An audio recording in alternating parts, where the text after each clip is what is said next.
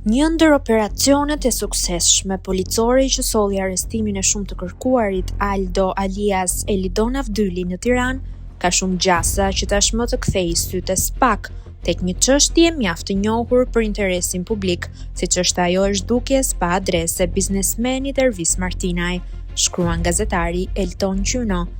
Kjo dosje sensitive që aktualisht është e pezulluar në prokurorinë e Lezhës, flet për fatin tragjik të zhdukjes së mbretit të lojrave të fatit në Shqipëri, Ervis Martinaj, për të cilin prej muajit gusht 2022 nuk ka asnjë gjurmë.